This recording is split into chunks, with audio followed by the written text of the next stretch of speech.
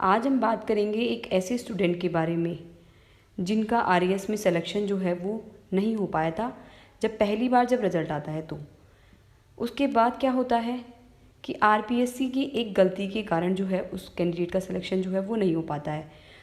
तो कैंडिडेट को पूरा विश्वास होता है कि उसका सिलेक्शन जो है वो होगा। रैंक का कुछ पता नहीं है लेकिन सिलेक्शन जो है वो होगा, और इतने कम नंबर जो है उसके आ ही नहीं सकते। तो उन्होंने क्या किया, तुरंत ही आरपीएससी में क्या कर दी, अपील कर दी। तो आरपीएससी में अपील करने के बाद कुछ दिनों के बाद जब वो त्रुटि जो है वो पकड़ में आई तो उसको स्वीकारा गया और उस कैंडिडेट की रैंक में भी सुधार हुआ।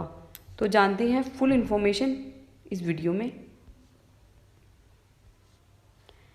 सीकर जिले के श्रीमाधोपुर उपखंड के गांव झाड़ली मूल निवासी शैलेश खेरवा, अपन बात कर रहे हैं शैलेश खेरवा, ठीक है, 5 महीने बाद आरएएस 2016 की टॉप 3 सूची में शामिल हुए थे। यानी 5 महीने का इनका संघर्ष जो है वो रहा, क्योंकि आरएएस में फाइनल सिलेक्शन हो चुके थे।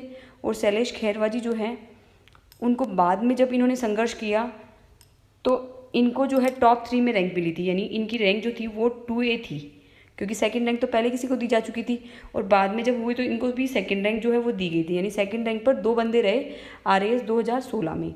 आयोग की तकनीकी त्रुटि के कारण आरएएस 2016 एग्ज़ाम रिजल्ट सूची में तृतीय प्रश्न पत्र में महज 29 अंक चढ़ गए। यानी क्या हुआ, जब आरएएस 2016 का रिजल्ट आता है तो उसमें क्या होता है, इनकी जो सूची होती है उसमें थर्ड प्रश्न पत्र जो होता है, थर्ड पेपर में केवल 29 मार्क्स चढ़ गए। तो इनको उम्मीद होगी कि मार्क्स इतने कम आ ही नहीं सकते। तो खेरवा जी को विश्वास था कि कोई तकनीकी खामी के कारण उन्हें नंबर कम मिले हैं। इसी दृढ़ विश्वास के साथ उन्होंने अगले ही दिन आयोग में क्या कर दी, अपील कर दी। आप राइट साइड में देख भी सकते हैं कि शैलेश खेरवा जी जो है शेखावाटी एरिया से बिलोंग करते हैं। श्रीमाधोपुर उपखंड जो है वो सीकर जिले में है, ठीक है, तो शेखावाटी एरिया से हैं। अंततः आयोग ने अपनी त्रुटि को सुधार करते हुए उनके 91 अंक कर रैंक सूची में सेकंड ए पर चयन किया।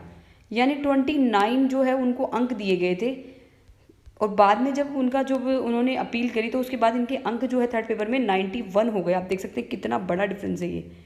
शैलेश खेरवा के पहले कुल 430 अंक थे तथा त्रुटि सुधार के बाद 492 अंक हो गए। खेरवा ने बताया कि यह उनका आरएएस में द्वितीय प्रयास था, यानी सेकेंड अटेम्प्ट था उनका। वर्तमान में वे झुंझुनू उपखंड अधिकारी यानी झुंझुनू के एसडीएम के पद पर क्या है ये नियुक्त है। शैलेश खेरवा की माता जो है वो गृहिणी है।